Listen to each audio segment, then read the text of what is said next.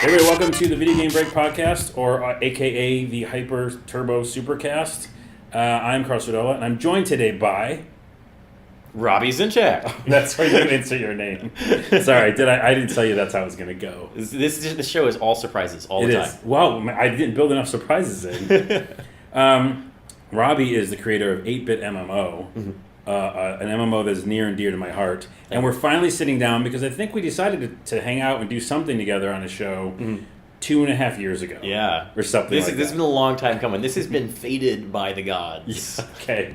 Which is why we're drinking, I think, to celebrate celebration. And what are you having? I'm having a limited release Blue Moon Caramel Apple Spiced Ale. Whoa. Yeah. I didn't know that was, I guess it is I think limited. it's the only one of this kind that was still in the fridge. So I was just like... It's limited to that fridge. Yeah. So before we get into the stages, Hyper, Turbo, and Super, we just like to talk about, if there's a guest, what they did in the past, what they're doing now, and also how long you've been playing video games. Sure. So I'll start at the beginning. I started playing games, I don't know, probably around the time I could walk. We had an NES way back in the day, and that was my first game console. And even before that, we had one of those old computers that we could run basic programs on and do. That's games funny and because stuff. that is an alluding to one of the last stages of this thing. That's So I won't go too You won't too go deep into that too I'm much. gonna savor some details. So we've Yeah. got some meaty stuff to talk about later. But so I've been playing games forever, and I knew from a pretty early age that I wanted to get involved in games. I remember I was playing Zelda. I think it was the Super Nintendo Zelda at the time, and I was like, I finished the game. I think I finished that game 2 or 3 times. And I was like, man, I wish I could go in and just edit this somehow. But of course, games are just, the way they're made is they're in some giant factory and there's just a printing press. Yeah. And then that's Cartridge. how games are. Cartridge. And that's just how it comes out. I had, like, at the time, I'm like 8 years old or whatever. I have no idea, like, the game production process. But I knew that I wanted to be involved somehow. So that's interesting, though. From an early age, you were like, this is a really cool experience, but how could I change it? Yeah. Now, is there anything that did that? Was that just inside you, or was there something that kind of, piqued that interest? Or was just like, this is just not enough? Yeah, it was just, I wanted to be able to, somehow edit or customize or kind of build my own projects. I remember we had, a computer, back at an early age, and I was learning. I think I wrote my first BASIC program when I was 10 years old. Whoa! And I didn't even have an instruction manual, so I started off and I was just like hammering out different words, and it took me a day of just hammering out different words. And by the end of it, I had like a 4-line program which said, "Do you want to play a game?" And you could answer yes or no. And regardless of what you answered, it would say goodbye and just close. That's it. You don't get to play a game. not the best game I ever wrote. Yeah. But it worked. It was something that was doing something. Yeah. And then by the end of that day, my mom came in and she was like, "Dude, we've got like a whole instruction manual thing over here. You're such an idiot. Why are you not reading the book?" So she grabs it over and I'm like, I just get into it. I learn like all these commands, and like, being able to go in and like make something happen. Like it just sparked that kind of maker instinct. Right? Yeah, the 10 print go to whatever 20, and then just keep it. By the way, so many kids. Well, I was going to say so many kids don't know about that, but they probably can code in Objective-C. So I should just shut the fuck up. But like that was a lot of kids that grew up in that era learned the basic. Yeah. Yeah. And to say hello world and say the dumbest things. I remember when I was a kid, I recreated a program that used strings of some sort, and it was like enter 2 superheroes, battle each other, and then put in all their special moves. Nice. So like Batman does his batarang, and Superman does eye lasers. Nice. Although Superman versus Batman would not be a battle. And then you just hit enter each time to see what happens. Mm-hmm. So it would just randomly pick things, and it would do damage for whatever. So at the end you'd be like, Batman finishes off Superman with a batarang. It's got kryptonite on it or something, right? Nice, that's what it was. Yeah. But I thought it was like the most amazing thing that had ever happened. Yeah. Because I was part of that creation of it. Yeah.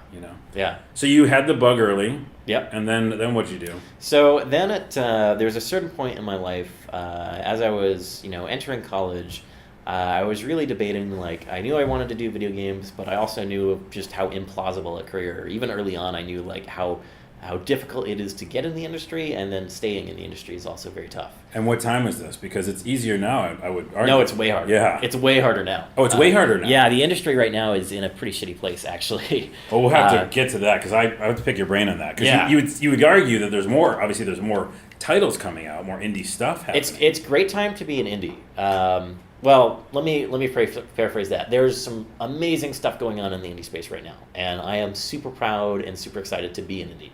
That being said, there's more indies right now than ever before. There's more noise. Yeah, there's a lot more competition in the market, and you used to see kind of this gradual curve in the industry. So you'd see projects that had very little financing, and then there were a lot of projects in the middle that had a reasonable amount of financing, and then you had the big budget AAA.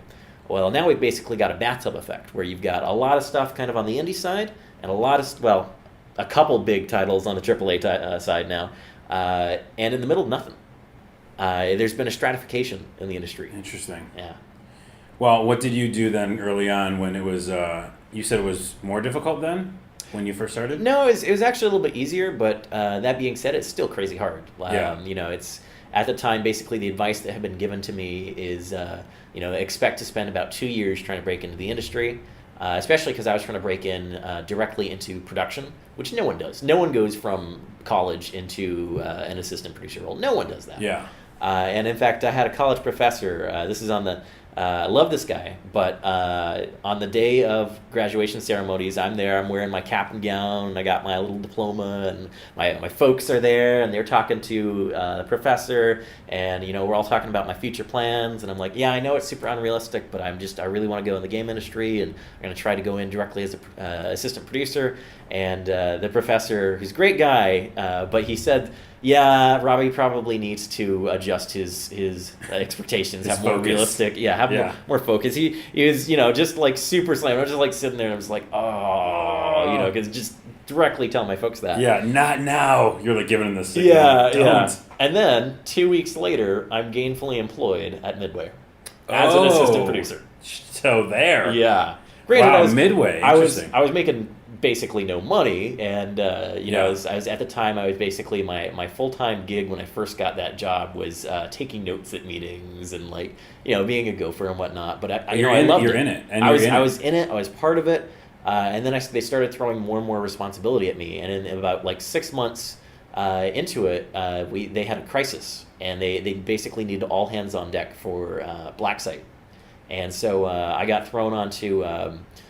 Basically, I was previously, I was doing some tech stuff. I was, working on bug tracking databases, getting that all set up and whatnot. And right after that, basically they're like, all right, all hands on deck. Every producer, everyone who's got a title of producer, regardless of rank, is now going to be on this project. And so they threw me on, and I went from doing basically that stuff to managing 3 or 4 strike teams. Had this whole thing, and so I went in there head first, and they're like, "This is going to be a trial by fire, but you're either going to survive and it's going to be amazing for you, or you're going to die and it's going to be awful." That's what it is. It's about. I always say it's like preparation meets luck. Yeah. Right. You just got to be ready and willing and in the place that you need to be, and then see what happens when the shit hits the fan. Yeah. I was in a little company called Mevio, and that's how I got started. I mean, I'd done video before, but I really got into the video business, video web shows and stuff with them, because I was the guy in the basement, doing teleprompter and doing anything I could. And then they were like, yeah, one guy got sick once and said, you want to do the show? And I'm like, yes. And then immediately I was like, this is what I need to do with my life. Nice. It just felt like I felt fine doing it. I didn't feel nervous. Nice. And then I would watch someone else come downstairs to record, and they'd be all freaking out, and messing up their words. And I was like, whoa, But that was because I was there. I was doing all the other bullshit first. Yep. And just waiting, you're waiting your time. So you got in with Midway, you were doing some work with them. Yeah, so we shipped Black Site. Fortunately, I did pretty good on that, and so they didn't immediately get rid of me. Yeah. But yeah, I shipped Black Site, then worked on another project. Fortunately, never saw the day. Unfortunately, it was called Criminal. Was the code name. It was this stealth sort of game. It had some real potential, but unfortunately, Midway basically was kind of exploding at the time. They themselves were. So massive layoffs, and I basically left to go to a different company 5 days before they closed their doors. So I had the timing just right. Nice. But so. One of my greatest mentors in the industry, who really taught me, a lot about production when I was at Midway, was over at Capcom, and he had made the jump over into the publishing side of the business.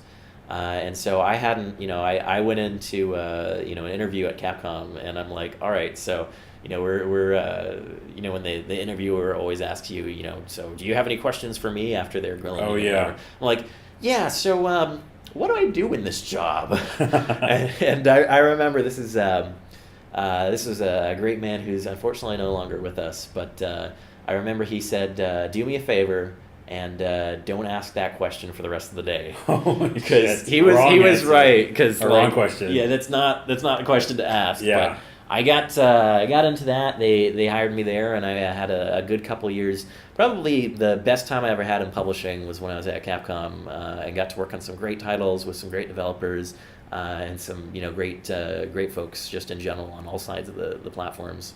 So at some point you were there and you having a good time, but you thought that was when you wanted to make a leap? So Microsoft showed up.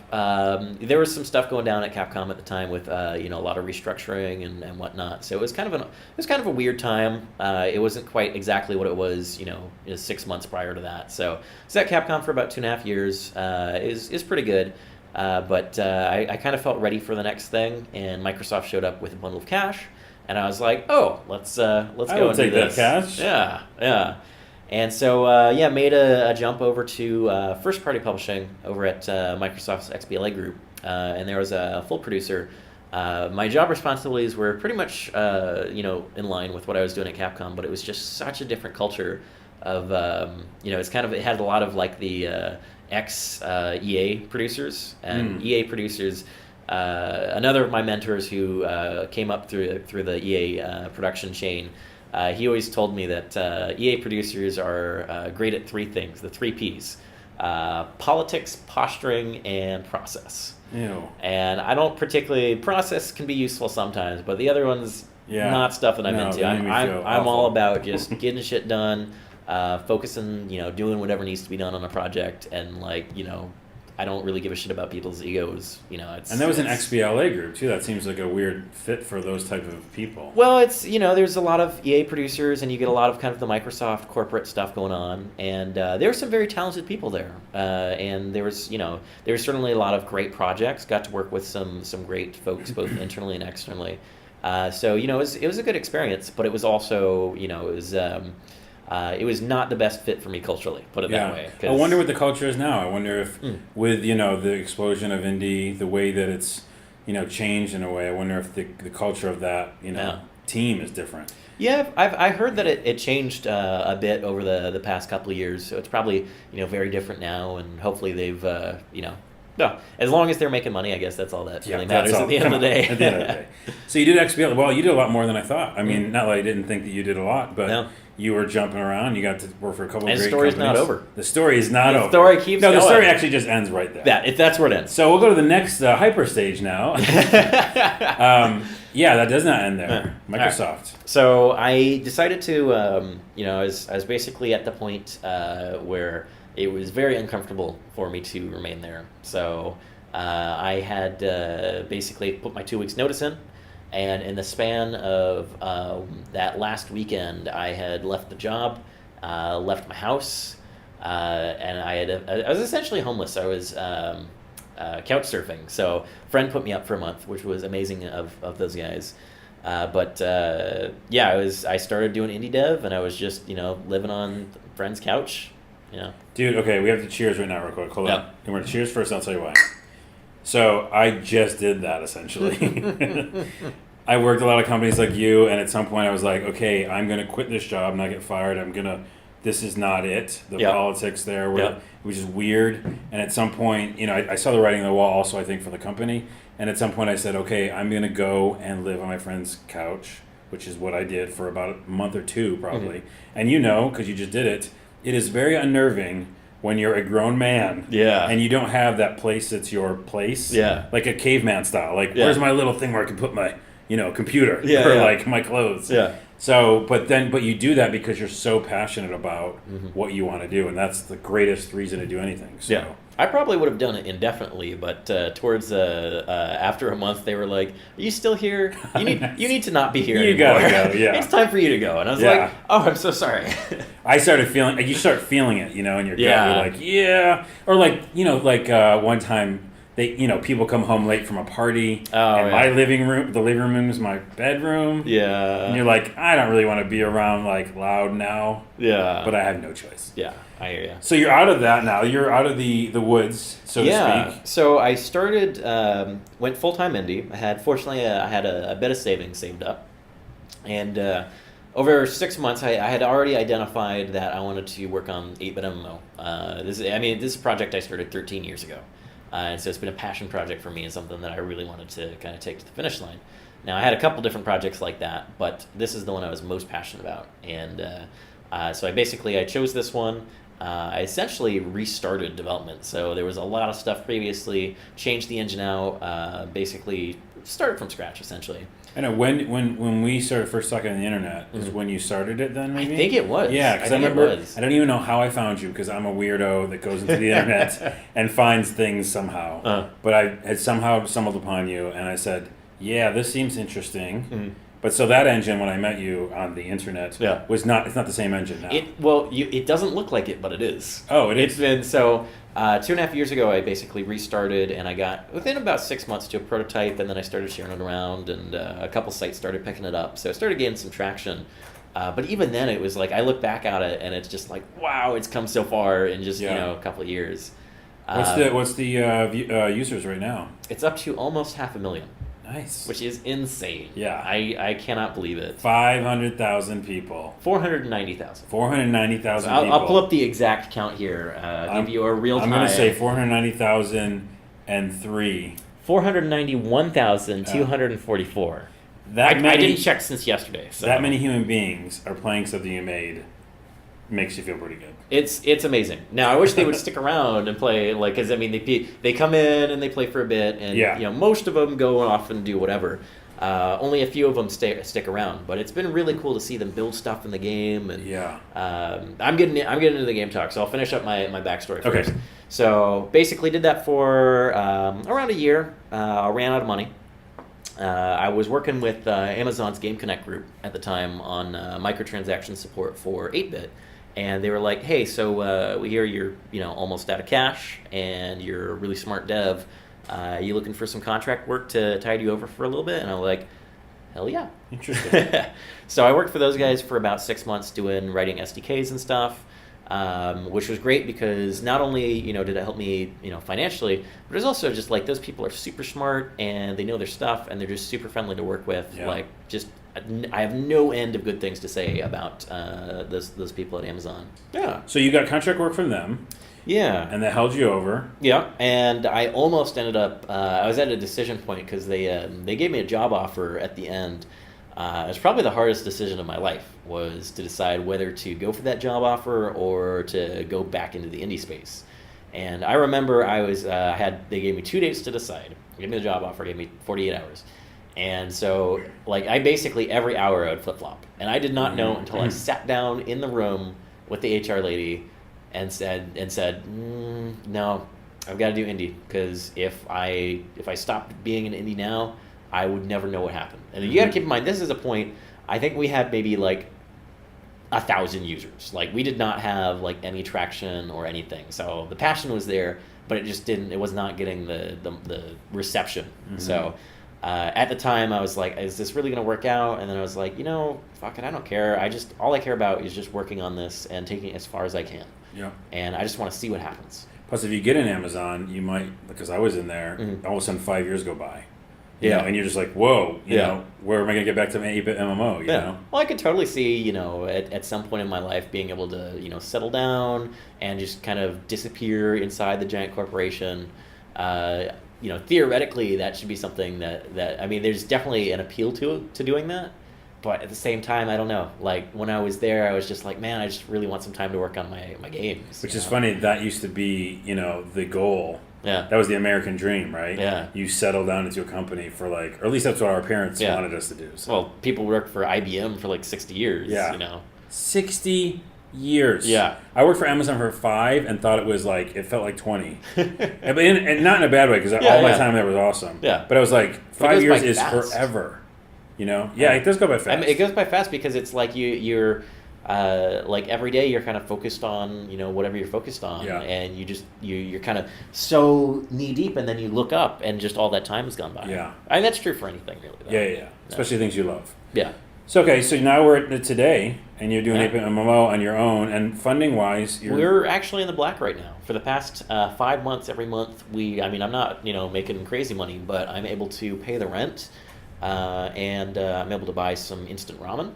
And ramen still works. By the way, you do a little bit. What I do is if you can do broccoli on the side, you throw a little broccoli in there. That helps.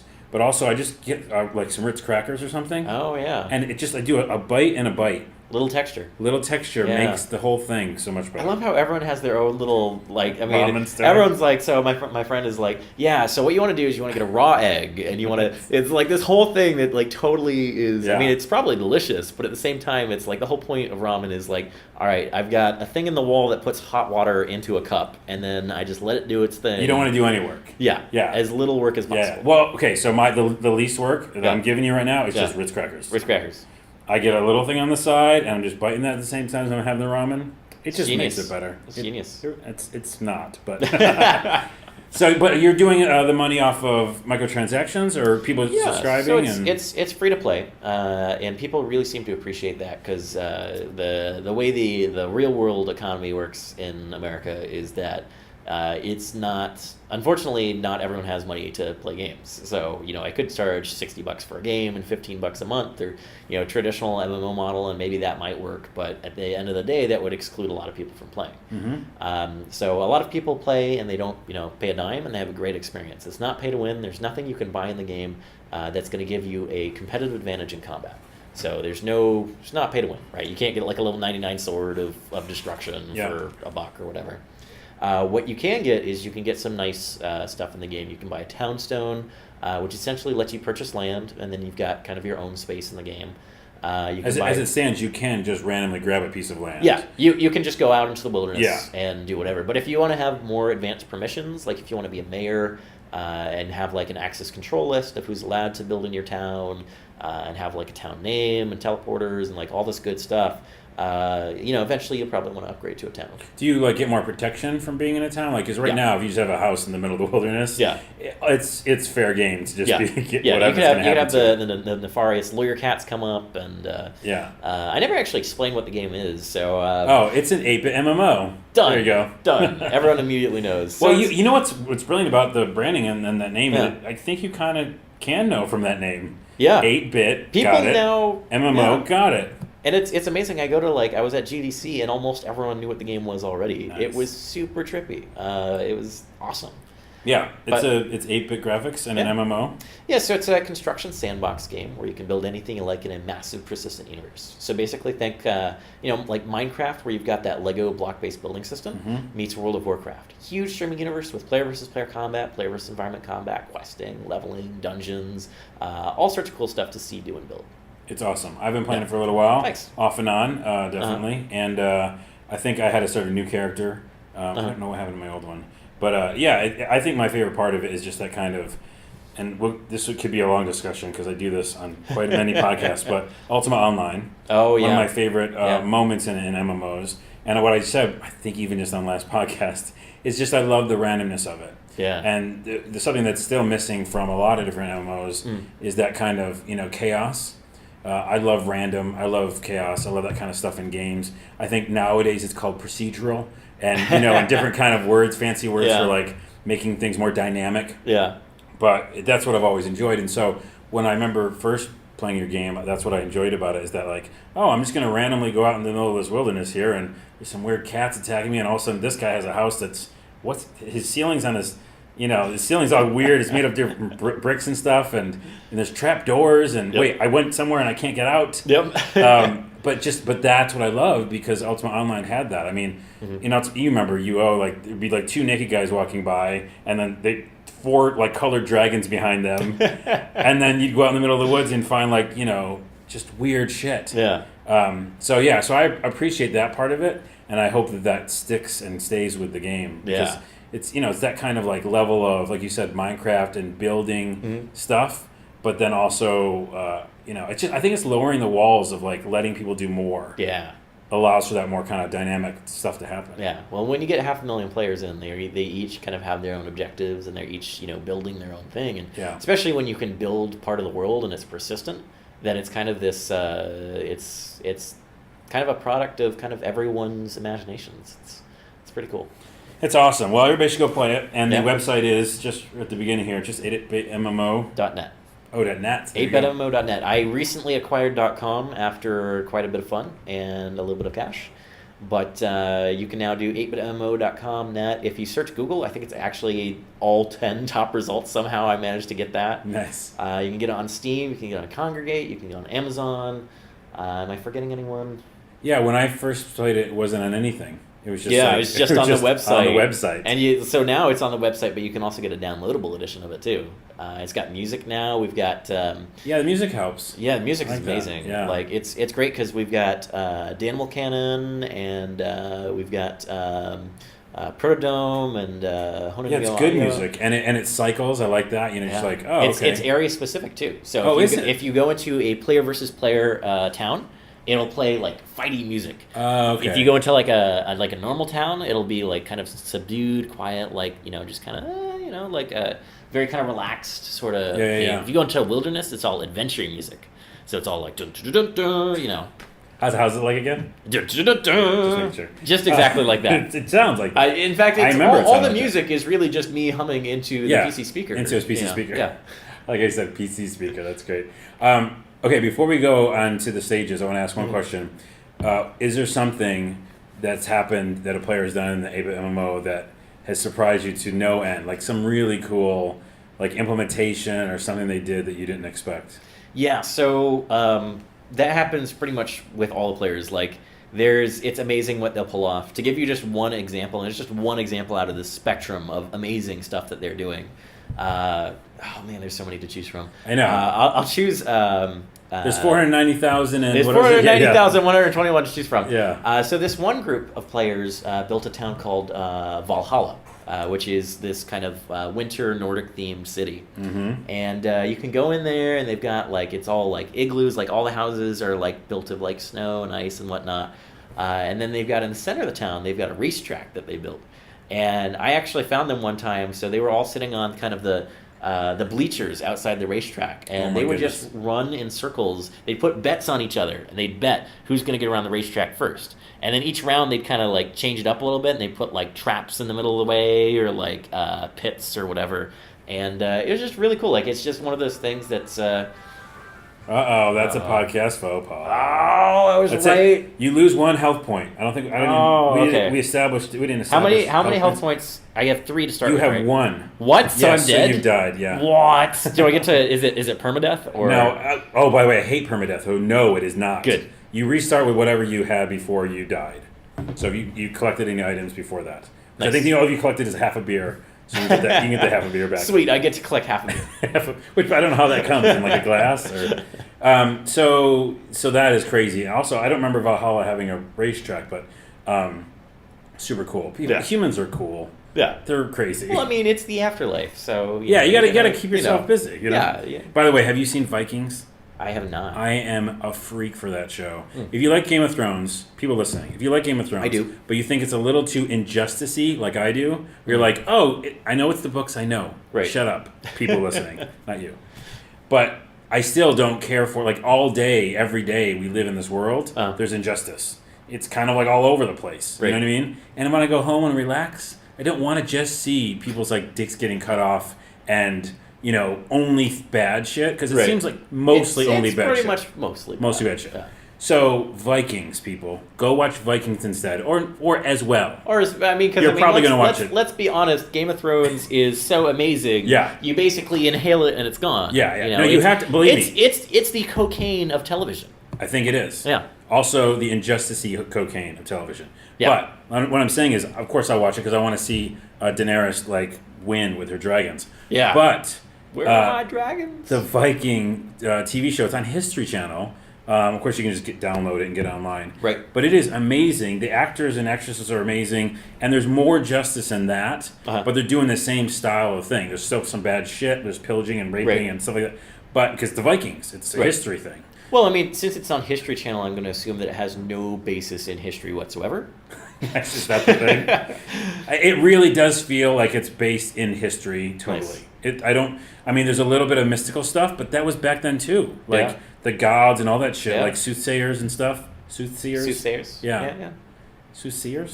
Soothsayers. Okay. Because they were saying it. They're saying the sooth. Well, they were seeing what they saw. It was a full-time gig for them. It's a lot of S's. Yeah. So go see Vikings. I got off track. Here we go. Hyperstage. So every time people say it, because it's so funny, it's infectious. People who are on the show just say it right back. Mm-hmm. So then I edit and post. Okay. And then your voice might have just been edited just now. Oh, no. So this is basically any game that we're hyper excited about, that we're currently playing. Okay. Or we're hyper excited about to play soon, that's coming out soon. Sure. So what do you got for that? So here's what I'm excited about. I had all my friends have been telling me about they're all playing The Secret World right now. Oh yeah. And I just had I was on Steam sale earlier this week. The only reason I didn't get it is because it was like a $60 MMO, and I'd love to do that, but as an indie, I can't drop $60 on a game very easily. So it came on Steam sale and like 90% off or something. Picked it, saw it, and I was like, buy. And so this weekend, I've got it's like a 20 gigabyte download or something. Oh. So yeah, I downloaded it over the week and I've got it ready to go. So this weekend I'm gonna dive into it. It's by actually the dude who inspired me to get in the industry, Ragnar Tornquist, who's a guy who did the Longest Journey franchise. And so I played those games back in the day. I was like, man, I don't know if I'm going to be able to make it, but I played those games. It was The Longest Journey and Anachronox. Yeah, okay, yeah. Two games I played at the same time, and I was just like, wow, gaming's where it's at. I don't even care about reality. I'm just gonna go for this. Yeah. And to bring everything full circle, because one of the Longest Journey's hallmarks is Ouroboros, which is everything looping back on itself. Mm-hmm. So this is kind of a microcosm of that. So I'm at GDC last week or 2 weeks ago, and I'm talking to this dude. We're all at the Humble party, the Humble Indie party, and I'm talking to this dude, and we're talking about what we each work on. And he's like, oh yeah, I'm working on the new Dreamfall. I'm like, oh really? That's really cool. I'm a huge Ragnar Tornquist fan. And he's like, I'm Ragnar Tornquist. Oh, and I'm like, shit. Fanboy mode activate. And so then your whole body just changed, your body language. I'm just like, I'm just nerding out. And he's just like, this is awkward. And then he backs away slowly. He didn't. He actually sat down. He played 8-bit for like 10-15 minutes in a very crowded hall with a lot of stuff going on. He just sat down and played, and he had a good time, and I got my photo with the dude, and he's like holding a little 8-bit card, and that's awesome. It was just GDC was worth it just for that moment. Oh yeah, well that's what those. I mean, I love that show. This is the first year I haven't went for a long time because of other show stuff I had to do. But I just love the community that's there. You know, even with like the game journalists and stuff that cover it, we don't cover it like game journalists. I think that event, it's not like E3. It's not a press event. Yeah. But a lot of us press people go, you know, but we go to, have conversations and hang out and really get into the thick of it, And I love their panels. Oh my goodness, I love it. Well, that's awesome, man. And I think that is an appropriate answer. Secret World is what you're doing. Secret World. This weekend, Saturday. This weekend, and then you have to give me an update on the Twitter how you like it. Yeah. I'm weirdly excited about this thing I found just this morning. I was on an internet rabbit hole, and I found this place called Surprise Attack Games. Have you heard of them? Why does that sound so familiar? I don't know. They're going to make this game, or they're making this game called Mini Golf, a mini golf game called Vertiginous Golf. And basically, the intro video shows like a first-person game, like steampunky, rainy area. He goes in, he sits down, he gets his brain zapped, and then he goes into the world of mini golf. Because, that's how you want to normally play mini golf in the future. That sounds awesome. That already sounded awesome. And then the actual level designs look amazing. Like, weird power-ups and these floating kind of city or floating kind of courses in the air. Nice. So anything's possible, like fans and flip-y, like turning things. So, yeah, and I love mini golf, like in real life and in video games. Nice. I don't think there's enough mini golf video games. So, Vertiginous Golf by Super Attack Games, or Surprise Attack Games. I'm like insanely excited about this game. Nice. Probably more than I should be. I'm excited about this game now, too. Okay, good. This is cool. We should check them out. Yeah. Let's do the Sage Retro.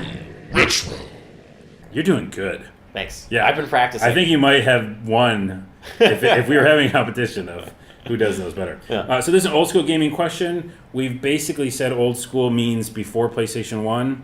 I realize that I'm older, so we might have to include PlayStation 1 at some point. Because I am 39 years young. The question is... That's a good age. Thanks. Yeah. The question is, what was a game or experience that you had growing up that surprised you? Something you didn't know could happen with video games. So it could be a game itself, and you're like, whoa, I didn't know video games could be like this. Or an experience, something around gaming. And if you don't know the answer, I can go first. So I'm going to have to go with, there was an era of PC gaming, which was kind of a combination. It was both, it was two games at the same time. So it was Ultima Online and Subspace. Did you ever play Subspace? I didn't play Subspace. Subspace was like an interesting game. It was published by Virgin used to have a interactive division. I don't know if they still do, but they published this game. And it was like this MMO where it's like Asteroids, but with way more stuff. Like there was Capture the Flag and like all this cool stuff in this game. Asteroids, you said, like early EVE Online? Yeah, so it's kind of like it's with the physics of Asteroids, where you have a ship and it's space physics. So if you're going this way, you've got to thrust this way and you've got to thrust this way. But then it's like this super detailed thing. So you're using a PC, and you were using the entire keyboard. Every button on this keyboard does something. Whoa! So there's like a real spaceship. Yeah. Well, in fact, if I remember rightly, it's like if you have there was some ships that could cloak, and so if you wanted to cloak, you had to press Shift F8. Whoa! So it was kind of that level of like super complex things, and you had to always constantly balance your energy meter. But the thing that really surprised me about this is just the scope. So it's this is a time when everyone was on dial-up modem. So everyone was up on 28K, not even 56K. That didn't exist. Like 28K modem. And this was designed to have 128 players on concurrently per server. If not way more. I forget the exact number, but it is over 100. Same thing with Ultima Online. It's like over 100 people. Yeah. I mean, I'm sure Ultima Online was probably like 1,000 or something like that. And they had shards and stuff. And they had shards, and same thing with Subspace. But it's just amazing that you could be playing a game with that many people. Yeah. And you like you're saying earlier, you just get, when you've got that many people on, you just get kind of this randomness, this kind of emergent design that comes out of the community. It's really cool. That's interesting that both of your picks are MMOs, and that's what you're working on. I think that's very telling. Yeah. Mine is also telling, and by the way, great pick. Yeah. Mine is also telling in the fact that it's, I thought about this yesterday, it's Game Genie. Oh, so the Game Genie for the Nintendo, younger viewers or listeners will not know what this is. Uh-huh. But what it was essentially a cartridge that you put your cartridge into. So you took your Nintendo game and you stuck it into this kind of cartridge slot, and you stuck that whole damn thing into your Nintendo, which was very awkward looking. But when you put it in, basically that it added extra menu. So you went right into a menu when you booted up your game, and then there was the Game Genie menu. And in that menu, you were able to put in, you remember numbers and letters and stuff. I still have several of the codes for Game Genie memorized. Oh, and I won't quote nice. them because I may or may not be using them as passwords for something. Oh. Well, I mean, ones that were well-known, or ones that you just came up with? I cannot answer that. Don't answer that. I don't know why even preface that. I better. Yeah. I'm going to have to, before this airs, I'm going to have to remember where I'm using those passwords. I know, because the internet is that smart. Yeah. What was it fascinating to me, and what was the aha moment was, of course there was books you could buy, and there was these particular codes you could put in, which is, the computer was doing forever, these cheat codes. But that wasn't what's exciting. What was exciting is just putting whatever you wanted in and seeing if it changed the game. Yeah. I mean, I still don't know of a thing that does that type of functionality. Yeah. So the classic example was Super Mario Brothers 1 and 2 both, putting in crazy codes that I had made and then trying to discern what I did when the sky, I turned the sky black. I'm like, okay, which letter was that I did that? Nice. You know? And then getting to the point where I'm essentially designing a game, or I'm trying to, with this little hack. And then, I'm Bowser, or my foot's going backwards. I'm floating. There is no level 1. Yeah. And just that, similar to your 2 memories or your MMOs, that informed me on how I like playing video games. I like breaking games. I like seeing what makes them tick. And I used to have a web series called Stuck in the Walls because I liked getting stuck. I liked seeing those boundaries, And I think at an early age with the Game Genie, it kind of taught me that. This is exciting. And I was like, yeah, it is. My favorite image on the internet, I don't know if you've seen this one, but it's I think it's a Genesis. And they've got, was it the Genie for Genesis, or was it? I know, I think they had it was a different one. It was. They had a shark? I think they had a game so shark. they had something like 50 Game Sharks. And so they had the Genesis and then 50 Game Sharks. And at the top, they had Sonic and Knuckles. Yeah. And it was, they had some crazy. Game Genies and then some Sonic and Knuckles because it had lock-on technology. I know that you could remember keep lock-on putting them. technology? Yeah, you could keep putting them together. And it's basically it came to, the size of the whole room. Oh my goodness. And the dude's just holding it like this, and he's got the TV on, and it boots. It's actually playable. But what was that doing though? What was the result of all those? Probably causing a fire hazard. If you put that many in, your system blows up. That's over time. I mean, I don't know if it was photoshopped. Yeah, it's probably photoshopped. But well, let's pretend it was real. Let's believe. So those are our answers. Turbo, retro, phase, stage done. All right, last stage. Super battle. You're the best at this. Thank you. This is where we just pit 2 things against each other. I'm gonna give you an option. I don't normally do that, but I'm gonna give you an option first, and then we'll go with it. All right. Did you play the Commodore 64? Did you have a Commodore? We had a TI-94/4A. It doesn't work. Okay. So I'm going to say old computer. Okay. In the same time period as Nintendo. Okay. So versus Nintendo. So we have to pick either old computer that you played stuff on, wrote programs on. I know. So that's a tough choice. I'm going to have to. So the reason I'm going to have to go with old computer. Okay. Is because I learned programming because we went to. The reason I learned programming originally, or at least one of the things that really helped my programming skills increase, is we would go to the library. Every year they had a fire sale basically, and they would have this huge auditorium that was. I mean, I was 6, so at the time it seemed incalculably large. Oh yeah. But basically, it felt like the size of a football stadium. It was like a room. It was probably just a room. Probably a room. It was probably just a room. But it seemed huge. And so we went in there, and we would get a box of basic. There was these books, and it would be 100 basic games. Yeah. And you could go in, you could go home and type them in. Now that would be kind of all that was there. But the problem is that there were 1,000 different dialects of BASIC. So as I was going through and typing these games in, I would have to transpose them from whatever dialect the book was in to whatever dialect that we had running on our computer. Oh, geez. And in the process of that really taught me a lot about programming. So again, that is an informative thing. Kids these days, they go to a dashboard and they press X. Yeah.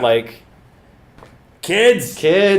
That Get might off be my lawn. I know that might be my subtext or tagline for the show. It's just kids and an angry fist. Get off my lawn. Get off my game. Well, I'm actually going to pick computer too. I originally said Commodore 64 because that was one of my earliest computer memories. We made PCs from the dawn of since I was a kid. We were making computers. But Commodore was where it kind of brought it all together. It was a mixture of a console, kind of in a way, a video game console. Yeah. Publishers and developers were making games specifically for the Commodore. Mm-hmm. Archon was a big memory of mine, this really cool chess game that was weird. And Ultima, of course, Ultima was a Commodore. But Commodore was a lot of games. We had the 5 1/4-inch discs that we'd all trade around. Yeah. And Nintendo was huge. I mean, Zelda, Mario, those were huge moments. Zelda, reminded me what was great about RPGs and all that stuff. Mm-hmm. But I had to go with computer because computers are just more informative about what I love about the industry, the abilities to do stuff. I mean, I had a 300 baud modem. 300 whole bauds. Earlier you were talking about 28K. That's fancy talk. Where ours comes from. 300 baud, which, each line is drawn. So tell me it was the dumb modem where you had to pick up the phone and put it on, because that would just make it. It wasn't the dumb modem. It was it went to the back of the Commodore, I believe. It was just like it was a phone cord still. Yeah, you could actually plug it in. Yeah, that's advanced technology. When you can just plug it into the wall. Yeah, it didn't that's do that. Pretty advanced. Yeah. But if Mom picked up the phone, I'm screwed. Oh yeah. That's it's still out. yeah. It's out. That's why people started getting 2 phone lines. Yeah. Yeah. Yeah, we had one when we were growing up. Yeah. It was pretty sweet. By the way, you mentioned Tandy, was that it? Or which computer? It was TI, so Texas Instruments. Texas Instruments. 94/4A. I had a Tandy color computer. Do you remember those? No. I know. It was a Radio Shack. When I was growing up, there were 3 kinds of computers. There's the one at our house, which was some like IBM or what have you. There was the one at my friend's place, which is the TI-94, and there was the ones that we had at school, which I don't know what they were.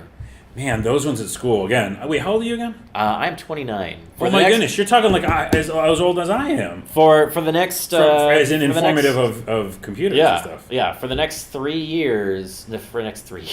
For the next 3 months, I am 29. Okay. 3 months? Well, you August. I think you absorbed a lot at an early age then, because I'm like talking with you like we're the same age. Yeah.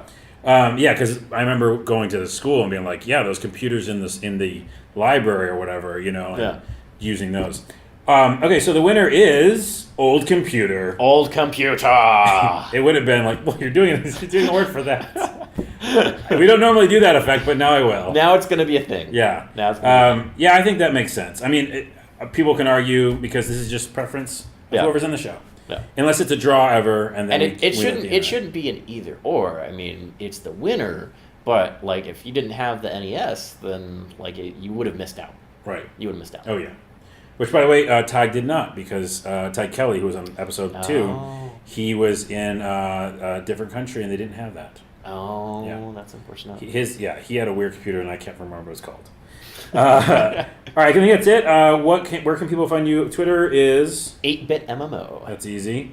And the website is 8bitmmo.net. .net or .com. Yeah.